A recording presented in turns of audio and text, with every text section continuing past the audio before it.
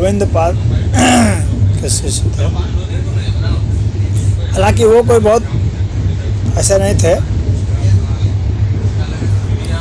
आले दर्जे के कोई बहुत नहीं थे।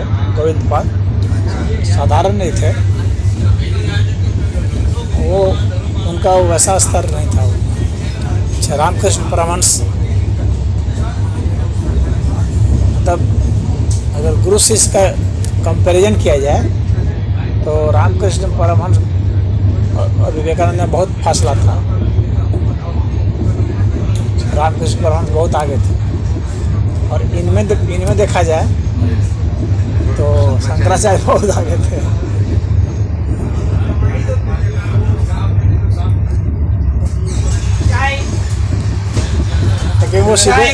लेकिन वो सीधे साधे थे। परमहंस जी ना? नहीं, परमहंस भी और वो भी गोविंद पाद भी। हाँ, गोविंद पाद भी एक ही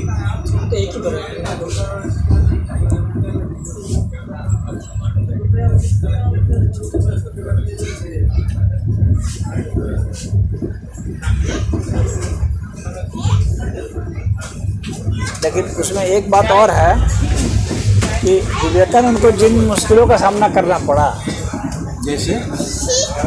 जैसे कि एक आर्थिक मुसीबत का सामना करना, तो वो तो उनको भी परमहंस जी कौन से थे वो उनको नहीं करना पड़ा शंकराचार्य। हाँ, पर परमहंस जी को तो करना पड़ा। परमहंस रामकृष्ण परमहंस को नहीं, उनको उतना आर्थिक नहीं सामना करना पड़ा। अच्छा, हाँ, सबसे ज़्यादा तो उनको करना पड़ा। लेकिन शंकराचार्य को उसको स्थापित करने में धाम को अच्छा, बहुत मेहनत करनी पड़ी। तो नया सिस्टम शुरू किया उन्होंने, बहुत बड़ी बात। हाँ, वो बात तो है। तो ऐसा कुछ परमहंस जी ने नहीं किया था। परमहंस जी ने कुछ किया ही नहीं। परमहंस जी ने बस एक ही चीज़ किया, वो विवेकानंद को तैयार किया। और विवेकानंद जैसे और कुछ जो थे चले उनको तैयार किया विवेकानंद ने। तो फिर उसी में फिर जो है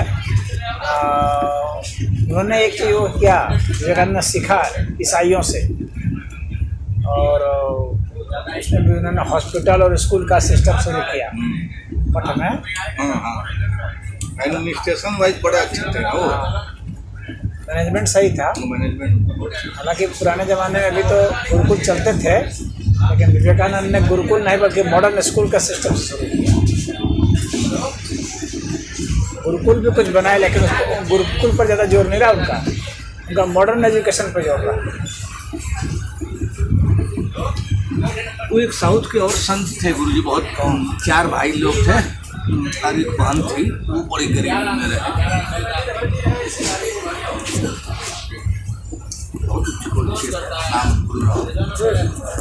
गरीबी में रहे, बहुत गरीबी, मतलब गरीबी की इंतहा। जो 4 भाई,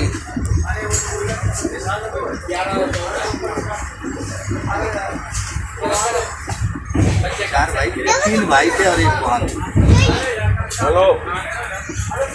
एक बड़ा सताया भी गया, ब्राह्मण समाज से निकाल बाहर भी किया गया, जिनके मदर और फादर जल समाधि लिए, माता पिता दोनों जल समाधि लिए। संत ज्ञानेश्वर। वही तो बहुत गरीबी में, बहुत गरीबी। संत ज्ञानेश्वर उन्होंने भी वो तकलीफें उठाई। उसको ब्राह्मण से भी बहुत सताए, बहुत ज़्यादा। दूसरे लोग तो नहीं, उनके पिताजी को भी सताए, इनको भी सताए।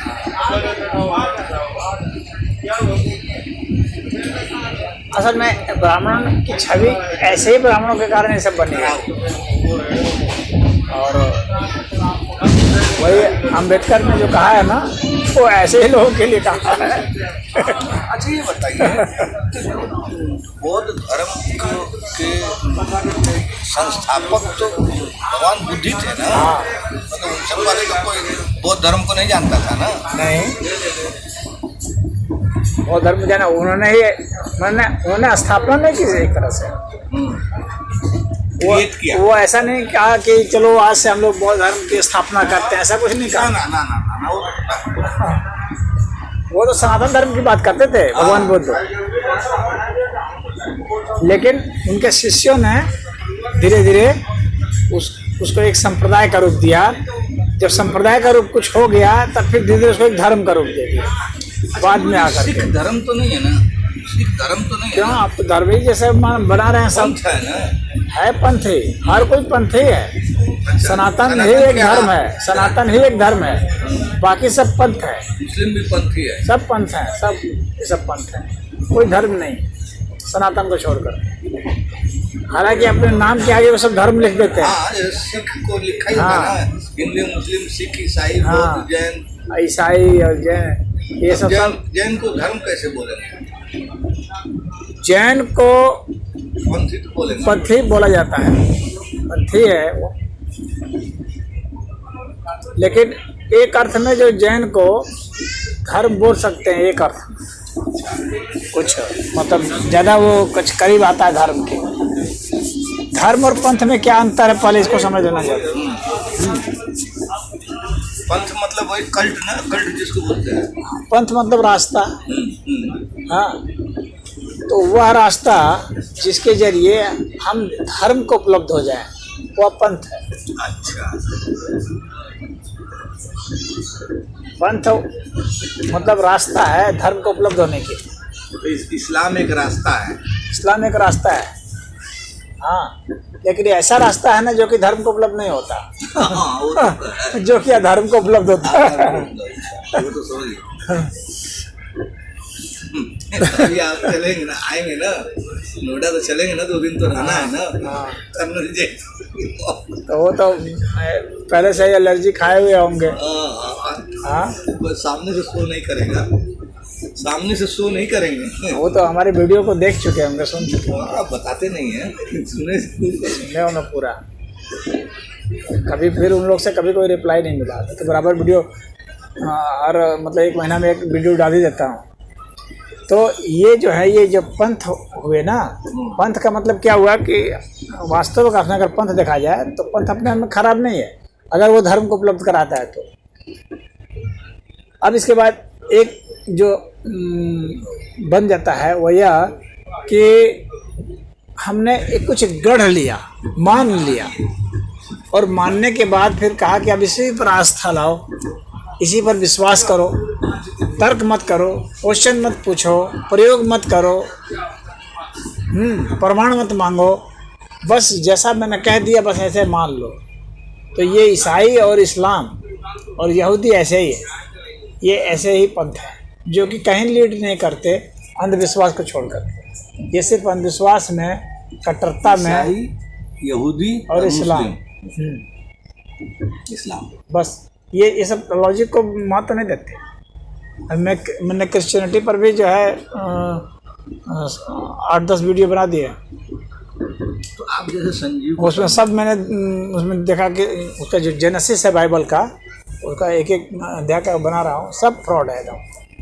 इतना झूठ है, इतना झूठ है कि नहीं कहा है। तो फिर आप जैसे संजीव को समझा रहे थे कि व्यक्तिगत मत करो, तो संजीव को आप समझा रहे थे ना, रिप्लाई में भी यही लिखा है आपने। हाँ, किसी के व्यक्तिगत के ऊपर तो आप भी तो एक धर्म के या मैं व्यक्तिगत किसी को नहीं कह रहा हूँ ना, किसी व्यक्ति को थोड़ी इंगित कर रहा हूँ, मैं तो धर्म को कर रहा हूँ। हाँ, तो जो उस धर्म के संप्रदाय जो कौन व्यक्ति हुए, धर्म के व्यक्ति के ऊपर मैं किसी को नहीं कह रहा हूँ,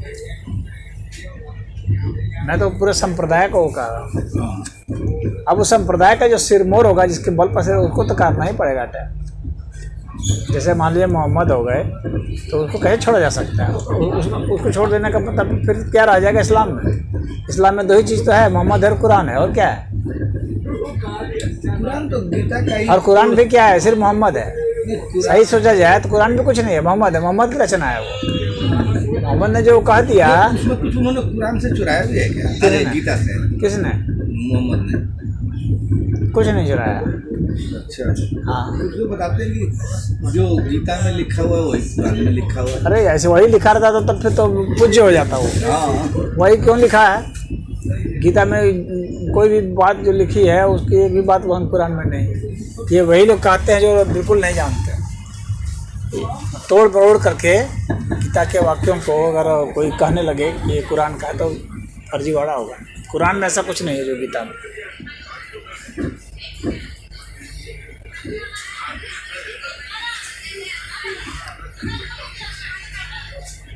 आसमान जमीन का अंतर है, एक में खाली झूठे झूठ खाली फैलाया हुआ है।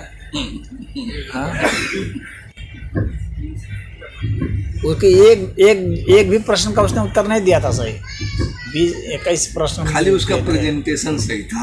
हाँ। बोलने का स्टाइल सही था। बोलने का स्टाइल से काम नहीं चलेगा। हाँ। और दृष्टांत दे रहा है, तुम्हारे घर में गीत कुरान से प्रश्न पूछ रहा हूँ तो तुम उपनिषद का उदाहरण क्यों दोगे? नहीं दे सकते बिल्कुल। हाँ, तुम्हारा अपने बल पर, तुम्हारा इसका मतलब हुआ कि इस्लाम अपने बल पर खड़ा नहीं है।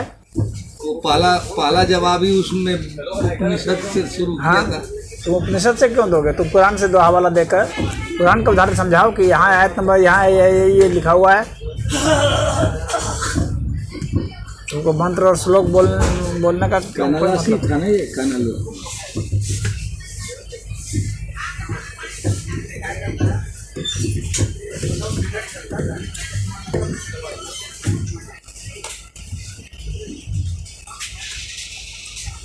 और धर्म का मतलब यह हो गया ना कि आपने उसको डिस्कवर किया, खोजा है, आपने बनाया नहीं है, आपने खोजा है। किसको? धर्म का मतलब हो गया कि सत्य को आपने डिस्कवर किया है।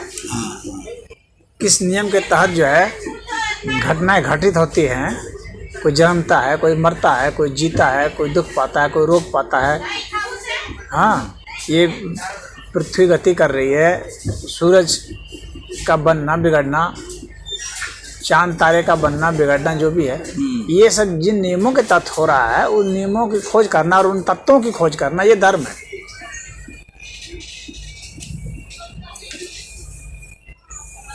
उन नियमों को खोजना, उन तत्वों को खोजना। हाँ, वो धर्म है। उसको जब आपने खोज लिया, महसूस कर लिया, अनुभूत कर लिया और उसके आधार पर जब आप उनसे जी लिया, अगर आप जी नहीं पाए तो फिर वो धर्म नहीं रहेगा, फिर वह विज्ञान हो जाएगा। ये जान लीजिए, एक वैज्ञानिक में और एक ऋषि में अंतर यही होता है। सत्य को एक वैज्ञानिक भी जान सकता है लेकिन वो इसमें जी नहीं सकता। वैज्ञानिक जी नहीं सकता, वो सत्य के आधार पर नहीं जीता है वैज्ञानिक। ना वह सत्य के लिए अपने को दांव पर लगाता है, वह तो आजीविका है उसका। सत्य को खोजना उसका एक आजीविका है, उसकी एक आजीविका है। पैसे के लिए वो सत्य की खोज कर रहा है, उसका वो खुद का लाइफ फोर्स नहीं है। वो प्रोफेशनल हो गया, वो प्रोफेशनल है वो, इसलिए वो अपनी ज़िंदगी को उसमें कुर्बान नहीं करेगा। वो बल्कि ज़िंदगी कैसे मिलेगी पैसे से, इससे उसे उसके लिए कर रहा है। वो किसी उद्योगपति के लिए काम करेगा, किसी सरकार के लिए काम कर सकता है, लेकिन ऋषि जो है वो सिर्फ और सिर्फ सत्य के लिए ही कार्य करता है। वो सत्य क्या है उसको जानने के लिए वो हर कुछ दांव पर लगाता है। घर परिवार सब कुछ छोड़ सकता है, वो अपना सब कुछ भी गंवा सकता है। सत्य के साथ साथ समाज। हाँ, और फिर जो वो सत्य वो पाएगा उसके हिसाब से वो जी करके भी दिखाता है। और वैज्ञानिक तो झूठे मक्कार सब होते हैं, कोई जरूरी नहीं है कि वो जिएंगे सही सही। बात समझ रहे हैं? हाँ, कादू का उसमें कोई सच्चा भी हो सकता है, लेकिन अधिकतर तो उसी तरह हो जाएंगे झूठे पे दिखने वाले। डरपोक भी होते हैं, कोई उनको डरा करके कुछ काम करा सकता है, लेकिन ऋषि को नहीं डरा सकते। वही जब ले जा रहा था ना वो सिकंदर किसी यहाँ से उसके गुरु ने कहा था, अरस्तु ने उसको, अरस्तु ने सिकंदर के गुरु अरस्तु हाँ थे। कहा कि ऐसा है कि भारत जा रहे तो वहाँ का संत का बहुत नाम सुने, तो एक संत को ले आना पकड़ करके। अच्छा। हाँ, तो जब वहाँ से लौटने लगा तो बोला कि हमारे गुरु ने कहा हुआ है तो वचन मुझे पूरा करना है, तो एक यहाँ से संत को ले चला जाए यूनान। तो पता लगाया तो कहा कि अरे इधर एक गाँव में है एक संत है। तो जो राजा था ना यहाँ पर जो उसका साथ दे रहा था संत का या उसका सिकंदर का। हम्म, तो उसने कहा कि संत को आप नहीं ले जा सकते। कहा कि अरे कैसे नहीं ले जा सकते? बोला कि नहीं ले जा सकते ना, मैं कह रहा हूँ ना। कहा, कैसे नहीं ले जा सकते? हम उसको जो चाहिए सो देंगे, पैसा देंगे, पद देंगे। कहा कि पैसा पद से नहीं जाएगा ना, उसको पैसे पद की ज़रूरत ही नहीं है, क्यों जाएगा?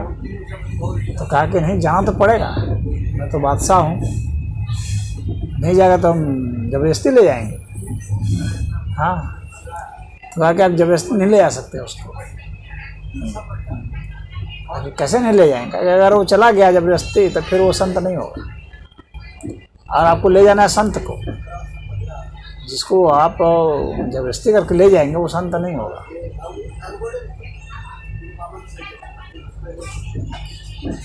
तो कहा कि अरे कैसे, तो अपने सैनिक को भेज दिया, सेनापति को भेज दिया, कोई भी लाने में समर्थ नहीं हुआ। मतलब समर्थ नहीं हो, मतलब किस एंगल से समर्थ नहीं हो? मना मतलब कर दिया? हाँ, मतलब मुंह से ही मना किया ना? हाँ, मुंह से मना कर दिया। कहा कि चलो भागो यहाँ से। बोला कि हम विश्व विजेता के वो हैं। कहा कि अरे कौन विश्व विजेता? तो अहंकारी आदमी सिकंदर, चलो भागो यहाँ से, हम बच्चे को नहीं मानते विश्व विजेता। विश्व विजेता क्या होता है? ये सब झूठा अहंकार है। जो खुद को नहीं जीत पाया वो दुनिया को क्या जीतेगा? चलो जाओ यहाँ से, हटो। ताकि वहाँ चलिए, नहीं तो जो है सिकंदर वो ज़बरदस्ती आपको ले जाएंगे। कहा कि अरे जाओ, कोई नहीं। तो फिर सिकंदर खुद आया। जब उसने बताया कि ऐसी ऐसी बात है, तो वो राजा था, उसने कहा कि देखा, मैंने आपको कहा था ना कि नहीं आएगा। तो कहा कि नहीं, उसको चलो मैं लाता हूँ। तो खुद गया वो, बोला कि ऐसे ऐसे हमारे चलिए वहाँ पर आपको ऐसा सम्मान देंगे, वो देंगे। बोला हमें सम्मान की ज़रूरत नहीं है, हम क्या करेंगे सम्मान का। तो कैसे आपको वहाँ का हम राजगुरु बना देंगे। ताकि राजगुरु को नहीं बनना है। तो कहा कि तो आप क्या चाहते हैं? बोलिए, आप जो चाहते हैं वो करें। ताकि बस हम यही चाहते हैं कि तुम यही हमारे देश को छोड़ के चले जाओ, और अब कुछ नहीं चाहते। ताकि नहीं, आप चलिए वहाँ। तो बोला कि आप हमारे गुरु से डरते हैं। कौन बोला? सिकंदर बोला। अच्छा, आप हमारे गुरु से डरते हैं, आप उनके सामने बहस नहीं कर सकते। बोला कि अगर तुम्हारा गुरु इतना ही विद्वान होता ना तो भारत से गुरु नहीं मंगवाता। उसको गुरु की ज़रूरत है, तभी तो भारत से गुरु मंगवा रहा है। इसका मतलब है कि वो गुरु है नहीं है, वो विद्वान व्यक्ति नहीं है। वो तुम मूर्खों के बीच में विद्वान जरूर होगा, लेकिन भारत के अदने से अदने जो साधु संत है ना, उससे भी वो कमज़ोर है। तुम लोग उसको बड़ा बनाए हुए हो, वो बड़ा है नहीं। न वो बड़ा है ना तुम बड़े हो। जैसा गुरु वैसा चेला। तो कहा कि तब आपको हम लोग ज़बरदस्ती उठा के ले जाएंगे। कहा कि तुम मुझे नहीं ले आ सकते। कहा कि फिर हमारी तलवार किस दिन काम आएगी? कहा कि तलवार से जिस तरह से तुम मेरा सिर गिरते हुए देखोगे, उसी तरह से मैं भी अपने सिर को गिरते हुए देखूंगा। नहीं समझा। तुम मेरा सिर देखोगे, मैं अपना सिर देखूंगा, दोनों तो एक ही बात है। एक ही बात नहीं भी। बोला कि जिस तरह से तुम तलवार से काट दोगे तो मेरे सिर को गिरते हुए देखोगे, उसी तरह से मैं भी अपने सिर को गिरते हुए देखूंगा। अच्छा।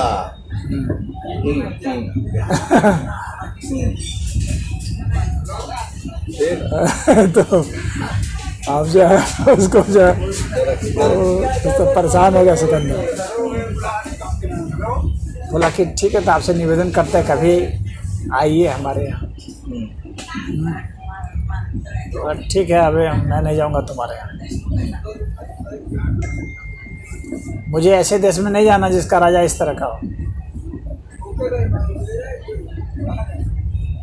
तो वो तो चला गया।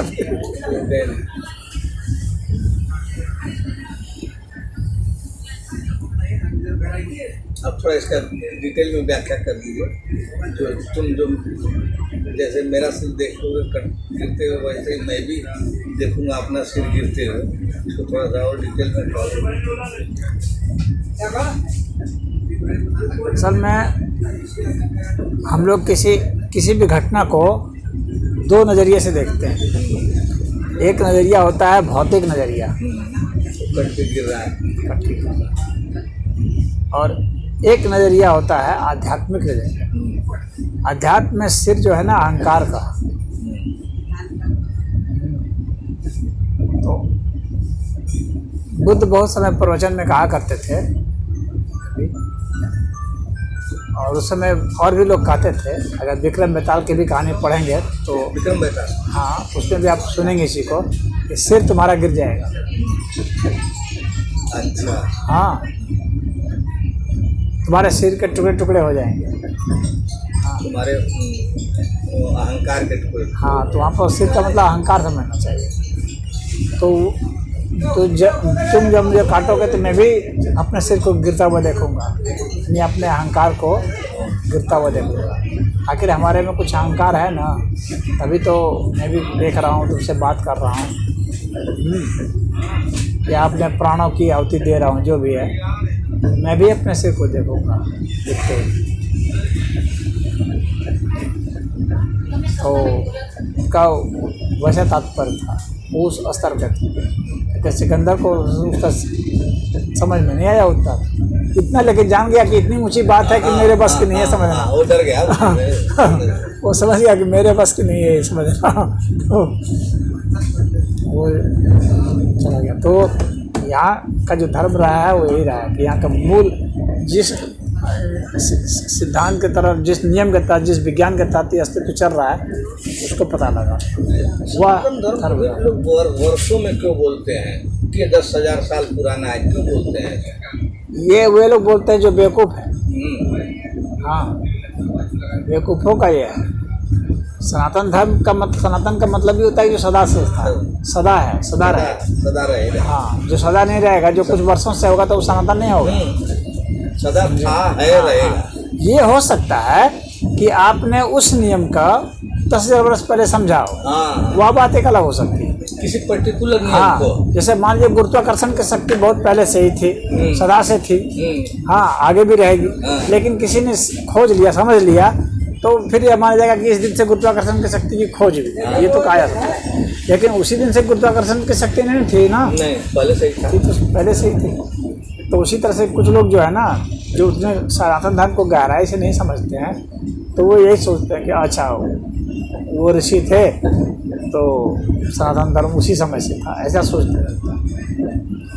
या वेद में लिखा है सनातन धर्म, तो वेद इतना पुराना हुआ, इसका मतलब कि वहाँ से सनातन धर्म। सनातन धर्म वेद तो लिपिबद्ध तभी तो लिखा है। सनातन धर्म तो जब जो यहाँ धर्म है ही है, मनुष्य नहीं भी रहेगा तो भी वो रहेगा, सनातन का वह मतलब हुआ। और उसको हमने खोज लिया, उस नियम को, जिस नियम के तहत जो है ये अस्तित्व है, उसको खोज लिया, जो सनातन नियम है। तो सनातन नियम खोजने के कारण ही उसको सनातन धर्म कहा गया। लेकिन ऐसा नहीं है कि जब खोजा गया जिस वक्त, उस समय से थोड़ी है, उस समय से नहीं है, वो तो सदा से है, सदा तक है, सदा रहेगा, उसका अंत नहीं होने वाला। वो कोई काल्पनिक रूप से बना नहीं दिया गया है, जैसे ये इस्लाम को काल्पनिक। हाँ, जैसे इस्लाम का। इसलिए सनातन धर्म में एक चीज़ और जोड़ दिया गया है, और वह बहुत महत्वपूर्ण चीज़ है। 2-3 चीज़ इसमें बहुत महत्वपूर्ण है जो कि हमें नहीं मिलेगा। पहली चीज़, यहाँ पर प्रश्न करने को सही माना जाता है, प्रश्न करने को आपत्ति नहीं उठाया जाता है सनातन धर्म। हाँ, क्योंकि यहाँ ये माना जाता है कि सत्य को जो है आँच से क्या मतलब है, सत्य को आँच से मतलब है, हाँ, सांच को आँच क्या। तो यहाँ के लगातार प्रश्न करो, और उधर प्रश्न नहीं करना है, इस्लाम, ईसाईयत, यहूदी पे प्रश्न नहीं करना है, क्योंकि प्रश्न करते ही उनका धर्म झूठा सिद्ध हो जाएगा। और यहाँ है कि प्रश्न करो, प्रश्न करने के बाद जो सत्य सिद्ध होता है उसको मानो कि धर्म है। यहाँ ये नहीं कहा गया है कि तुमको इसको मानना ही पड़ेगा, गीता को मानना ही पड़ेगा, नहीं। अगर गीता में कोई बात गलत है तो मत मानो, जो सही है उसी को मानो।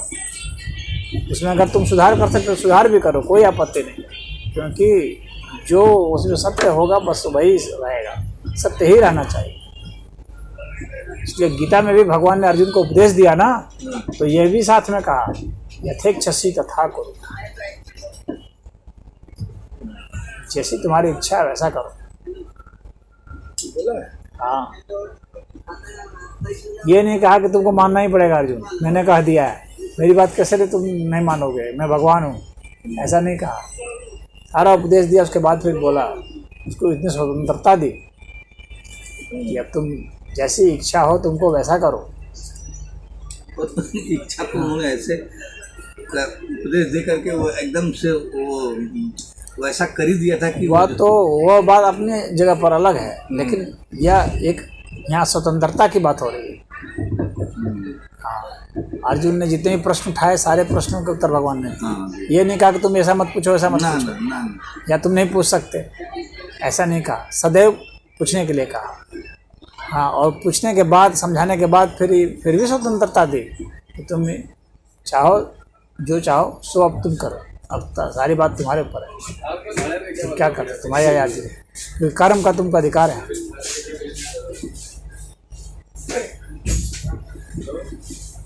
जितना तुम्हारा अधिकार है उतना करो, बाकी कर्म फल तो देना मेरा अधिकार है, कितना दूंगा क्या दूंगा यह बात दूसरी है।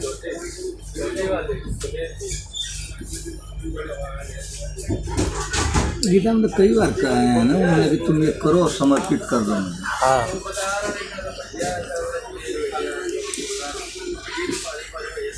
और उन सब में क्या है, वे सब जो पंथ है ना, इसलिए वे धर्म नहीं है ना, क्योंकि वे आज़ादी नहीं देते, स्वतंत्रता नहीं देते, सवाल जवाब नहीं कर सकते। नहीं, इसका मतलब है कि झूठ पर टिके हुए है ना, प्रमाण पर है नहीं, प्रमाण नहीं देते। विज्ञान भी प्रमाण देता है ना, विज्ञान भी सत्य का दावा करता है, प्रमाण देता है। हाँ, वैसे मारपीट नहीं करते, झगड़ा नहीं करते वैज्ञानिक सब। हाँ, बहस होती है, डिबेट होते हैं, वे सब होते हैं, प्रमाण प्रस्तुत किए जाते हैं, प्रयोग प्रस्तुत किए जाते हैं। यहाँ तो बस खाली जैसे हम लोग मानो सनातन में शास्त्रार्थ का नियम है ना। हाँ, और दूसरे धर्मों में कहाँ नहीं है, उसमें उसके तहत ही पूछना है। यहाँ पर उसमें नहीं है, इसमें आप कुछ भी पूछिए, और कुछ भी पूछिए, जो गलत सिद्ध होता है उसको हटाइए। यहाँ गलत को मानने के लिए कभी नहीं कहा जाता है, यही आज़ादी है। इसलिए तो उसी आज़ादी की वजह से ही तो मंडन मिश्र की पत्नी शंकराचार्य जी से सेक्स के बारे में सवाल पूछे। हाँ। जबकि वो ब्रह्मचर्य थे, आज़ादी की वजह से ही तो पूछी। हाँ। और शंकराचार्य को भी मानना पड़ा। हाँ। नहीं, प्रश्न तो प्रश्न है भाई, प्रश्न को कैसे आप इनकार करते हैं, चाहे किसी भी विषय का हो। उनको उलझाने के लिए पूछ दिया उन्होंने। और उलझा भी दिया था। हाँ, फिर बाद में सॉल्व कर दिया। हाँ, वो बाद में भले सॉल्व किया, लेकिन उस समय तो समय मांग लिए। हाँ। क्या समय देने का प्रावधान रहता है, 2 महीना 3 महीना का समय मांग सकते हैं। समय का प्रावधान देने का मतलब ही हो गया ये कि आप जितना भी जा सकते हैं सत्य की खोज में जाइए। हाँ। और जुटाइए प्रमाण, हाँ। और प्रमाण जुटाइए। आपका ज्ञान अभी अधूरा है। हाँ। हाँ। आपका ज्ञान अभी अधूरा है। इसी को तो ट्रांसपेरेंसी बोला जाता है। हाँ। जो कि हाँ भाई ठीक है, हम सच हैं, सही हैं। हाँ। तो इनको करने का मौका दो और दो, कोई बात नहीं। हाँ। जो झूठ पर आधारित रहता है